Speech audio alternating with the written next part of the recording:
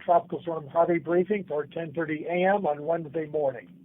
We're going to go through our slides quickly because a lot of action going on, I know, across the areas in terms of response to the flooding. Tropical Storm Harvey is slowly weakening as it moves northeast across Louisiana today. That's our forecast. However, the major problem will continue to be the ongoing flooding in southeast Texas and east Texas, as well as the potential for more flooding in central Louisiana as the rain bands get up there later this afternoon. The winds will continue to be gusting today across southwest, south central, and central Louisiana. We're expecting to see wind gusts in the 30 to 40 mile an hour range through this afternoon across that region. Winds will be gusting less than 30 miles an hour in southeast Texas. Even with these wind speeds all across our forecast area, expect to see some trees fall down due to the winds and the saturated grounds.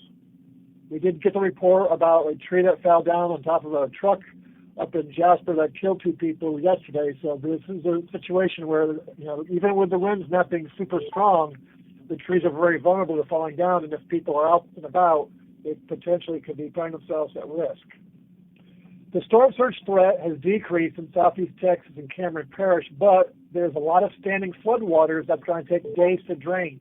That's a combination of the rainfall and the storm surge in southeast Texas and Cameron Parish. However, the storm surge threat continues for Vermilion, Iberia, and St. Mary parishes. Even though we've reached the high tide this morning, due to the strong onshore flow of winds blowing out of the south, we're expecting the storm surge to stay 2 to 4 feet above ground level through the afternoon. We'll revisit it this afternoon to see if those numbers will be decreasing, and I suspect they would be as the winds weaken eventually in the coastal waters. From the rainfall perspective, we still have rain ongoing in parts of East Texas and central Louisiana. That's where we're forecasting 1 to 4 inches of rain today. Amounts will be more like 1 inch of rain or less for southeast Texas and southwest and south central Louisiana. Record river flooding is forecast or ongoing at Pineland Bayou at Sour Lake and Devil Oaks, Village Creek at Coons, and the Neches River at Beaumont. So that's a change from yesterday there.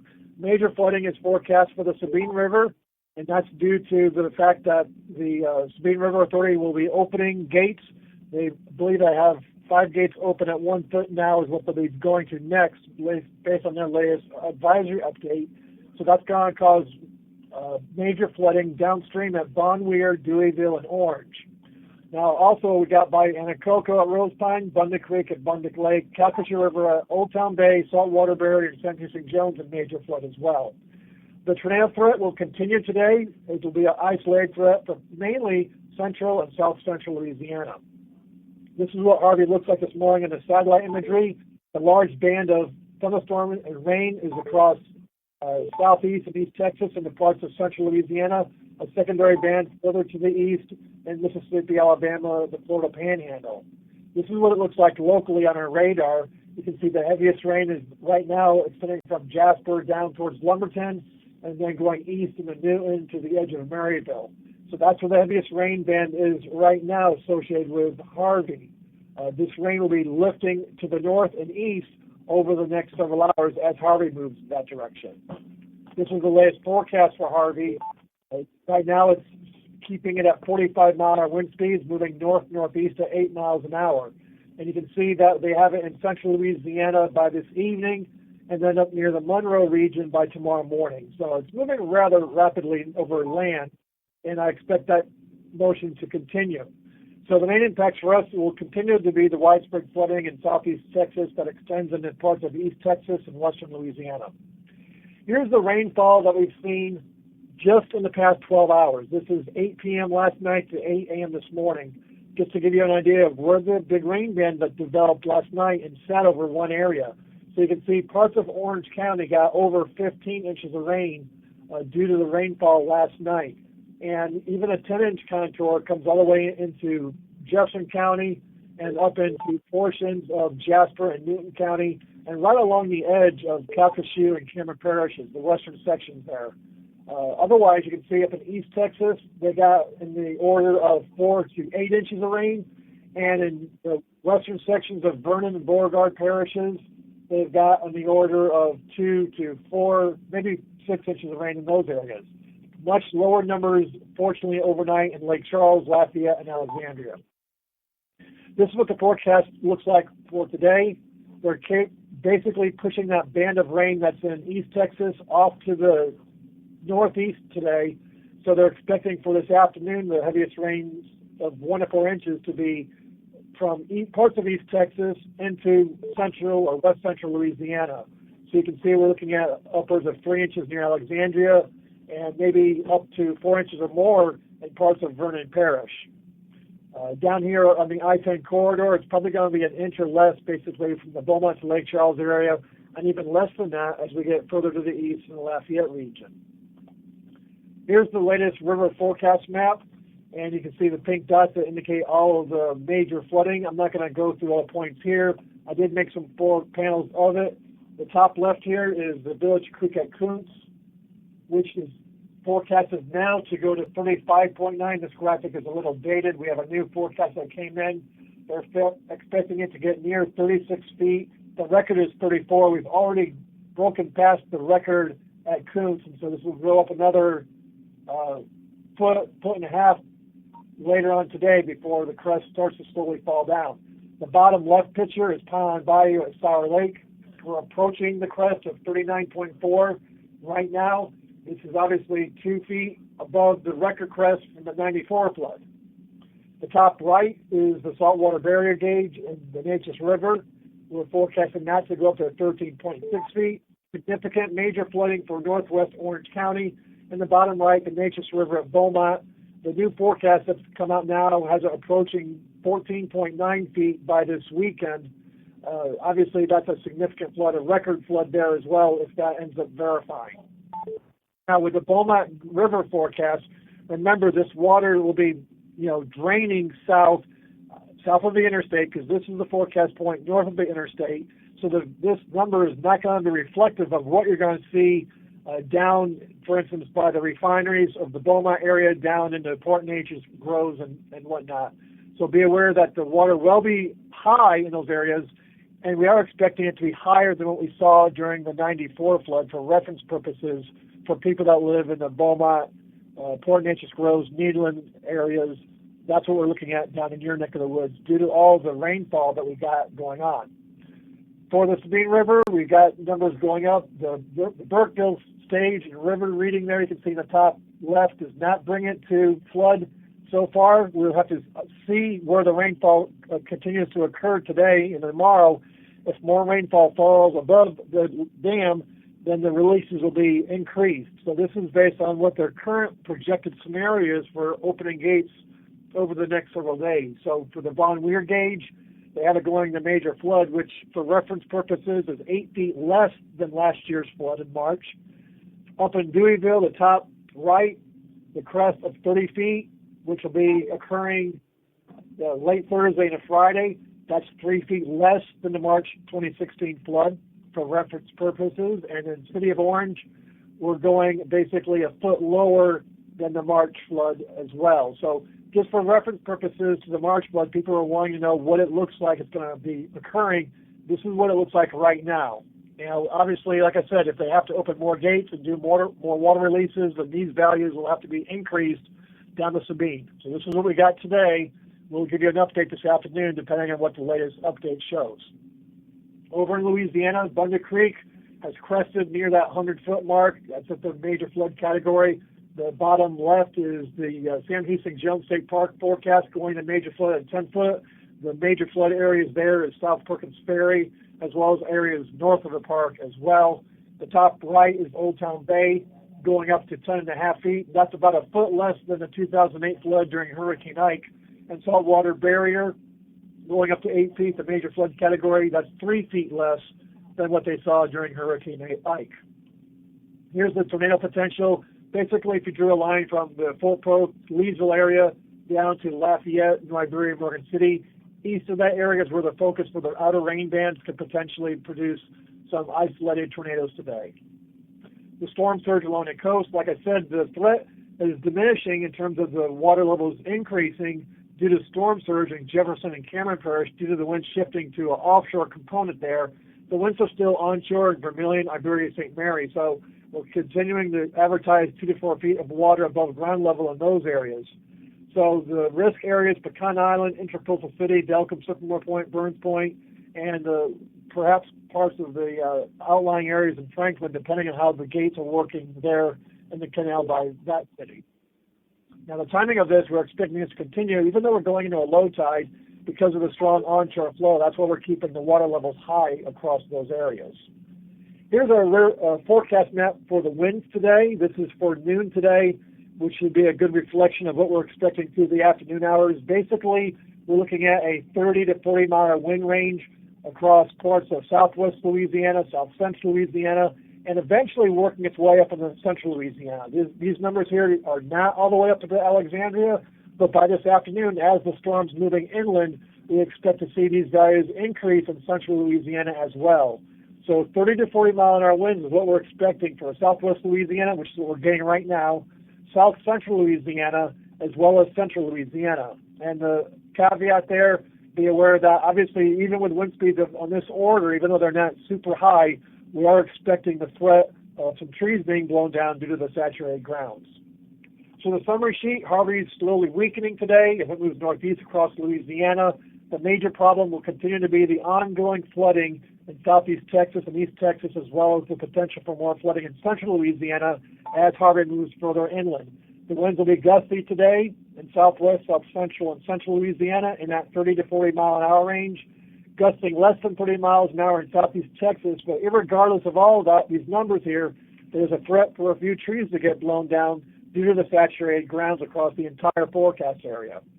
The storm surge threats decreased in Jefferson, Orange, and Cameron parishes, but there's a lot of standing water in those areas, and it's going to take days, if not weeks, for it to be draining out of the areas. So don't think that your guys are good to go from the water level perspective. You're good to go from a storm surge perspective, but the river water and the rainfall runoff is going to be ongoing in those areas. The storm surge threat continues for Vermilion, Iberia, and St. Mary parishes with a 2 to 4 feet above ground level through this afternoon due to the strong onshore flow of winds. 1 to 4 inches of rain is forecasted for parts of East Texas and central Louisiana, with about an inch or less for parts of southeast Texas, southwest, and south central Louisiana. We got the record river flooding for Pond Bayou at Sour Lake and Bevel Oaks, Village Creek at Coons, and the Natchez River at Beaumont, with multiple points along the Sabine and Calcasieu areas in major flood category coming up for the next week. The threat for isolated tornadoes today across central and south central Louisiana. So we'll do this briefing again this afternoon at 4:30. I don't want to keep everyone's time going because I know a lot of response efforts are ongoing right now in southeast Texas. So if you have any questions, you can call me up or Jonathan up here at the office, and we'll be sure to give you answers on any questions you got for your.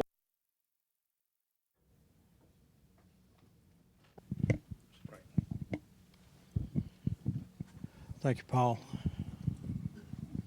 Okay, well, a couple of items. The tropical storm seems to be abating, but as you can see, there's a major issue now with Sabine River. Sheriff's going to comment on that shortly. Sheriff, you want to come on up?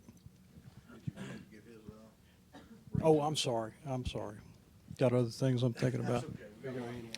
Okay, I'm just going to be very brief, and we'll take questions. Just wanted to let everyone know we had last night, this was from 7 a.m. Tuesday to 7 a.m. Wednesday, we had a very large, probably to me unprecedented amount of rain that fell across southeast Texas, and even we had some 20-inch amounts bleed over just over the Calcasieu Parish line. So we're really dealing with a very serious situation in the Beaumont-Port Arthur areas. You've been watching the news and so forth. So our attention is now turning toward the Sabine River. The Natchez River is already, we're thinking, going to hit record flood in Beaumont-Port Arthur. So there's lots of folks affected by that, but we're also anticipating some major flooding, again, in the Deweyville area.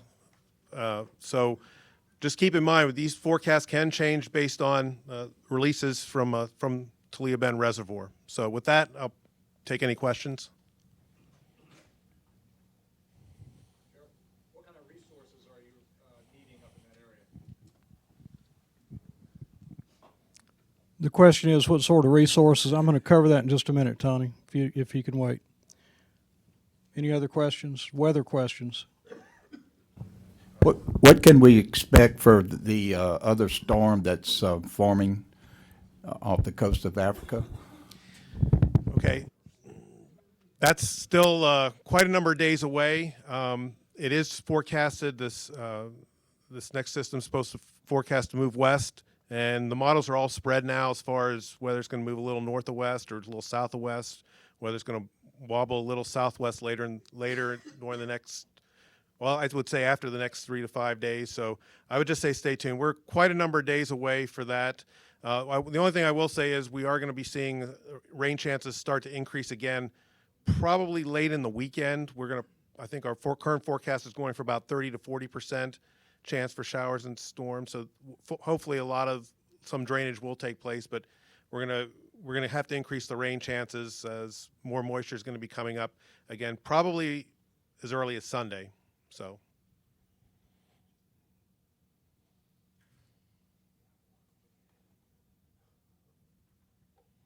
I'll be in the back here. I got to work on a briefing page, but if you have any other questions, I'll be heading out. I'll be coming back into the ops area if necessary. So thank you.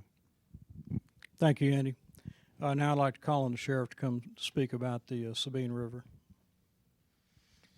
Well, we dodged a bullet here, but as the crow flies, we were 30 miles from a major catastrophe here in Calcasieu Parish. And I say that the west side of our parish is dealing with some issues. We're evacuating or have, I don't want to say rescued because nobody was necessarily in danger, but we've had some people that the water was rising pretty quickly in the Vinton Starks area that we've had to get out. We're actually staging, Dick, to talk about that area. We're going to stage our command center and our high water rescue vehicles and some assets in that area now. We're doing that as we speak because we're anticipating the possibility, and we're only doing this as a precautionary, the possibility of Toledo Bend opening those floodgates and us having to deal with evacuations. I don't want people to panic. I don't want anybody to get all too much stress over this right now, but I do want the people in that area to be prepared. We're preparing now. We're mobilizing and setting up in the event that happens.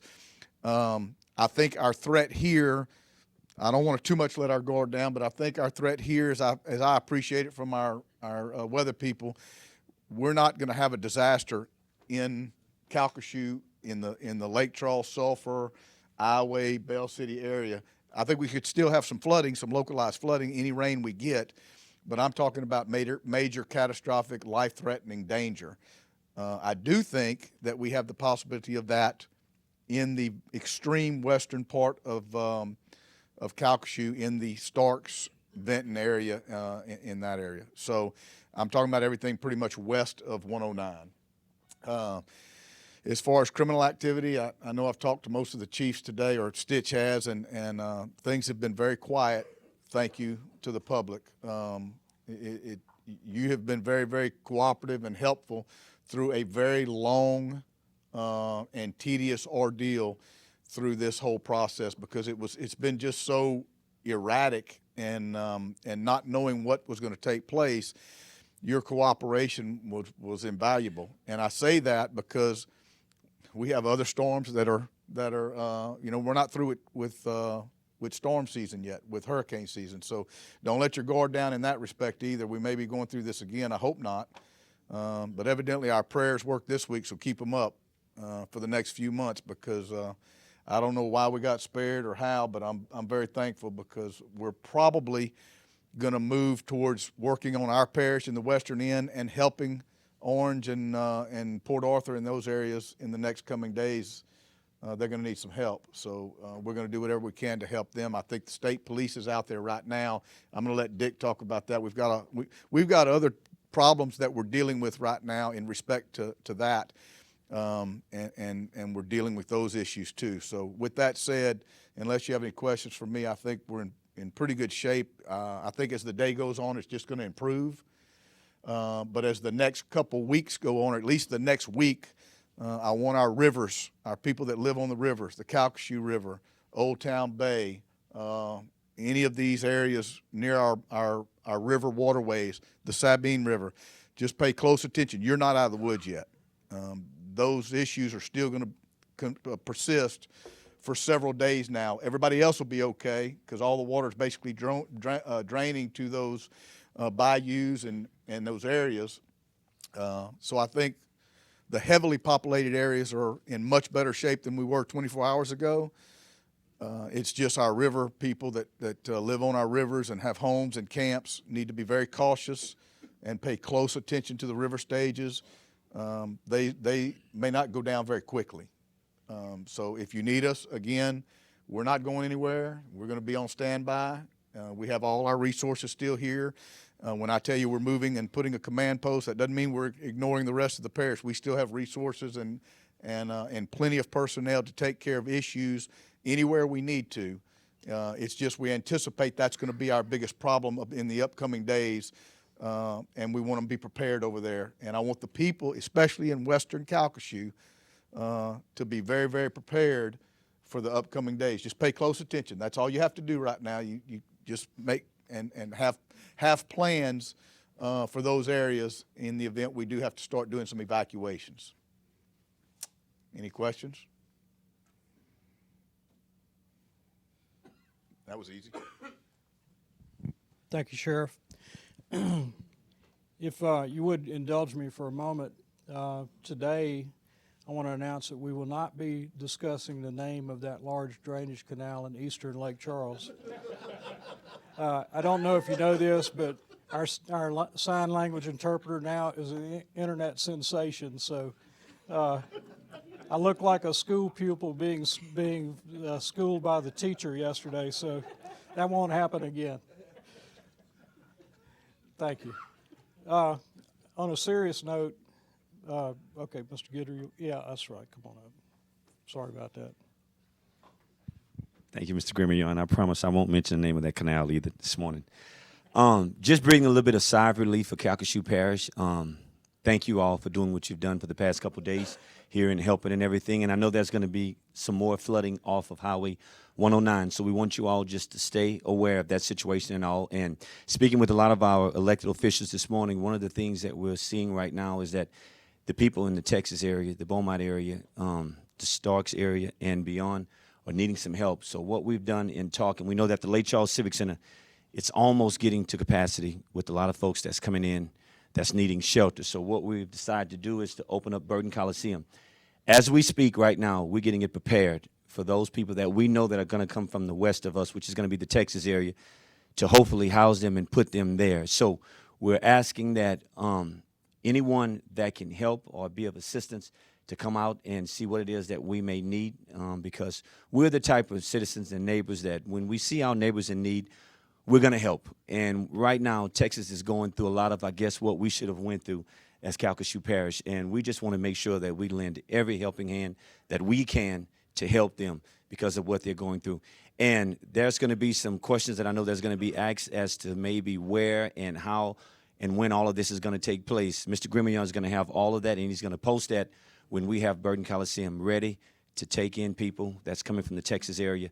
And we're speaking right now with the state to hopefully get us some type of shelters north of us, because we know that this is going to be something that's not going to be a permanent situation. It's only going to be something that's going to be temporary. So we're talking with the state right now in hopefully getting some shelters that's going to be to the north of us, to where a lot of these people that's coming can maybe move on and have somewhat of a more permanent situation there. Okay? And we just want to tell everyone just to be safe and to be aware. There's going to be some flooding.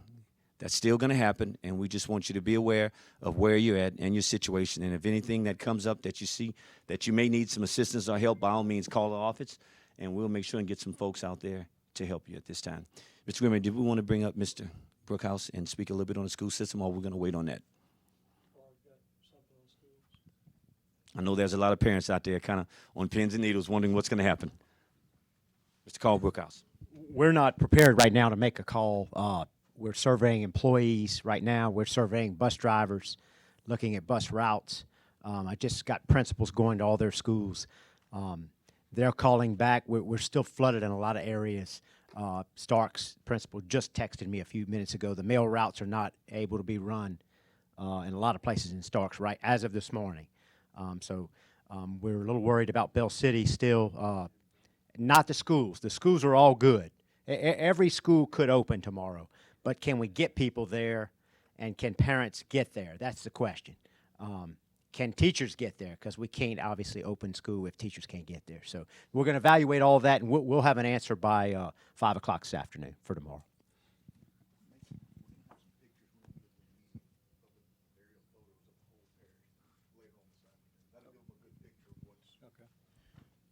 Thank you, Mr. Brookhouse. The sheriff says they're currently mapping the entire parish so that people can, by airplane. They have the capability of doing that with the aircraft that they have. Those will be available later to the public, Sheriff, is that? Give those to the media later on to kind of give a picture about that, how affected the whole parish really is. Right. As Mr. Guidry said, we're in the final planning stages for helping some folks from Texas. Some of those are rescued, some are just driving here. Capacity at the Civic Center is not such that we think that we can get all of those people there. We'll be announcing the complete plan later, maybe after the 4:30 briefing today. Anyone have any questions? I would ask the agency people here who have anything to do with any of the things that that would have to do with this evacuation and sheltering to stay. I'd like to give you a briefing on that, on what the plans are. With that, we'll close.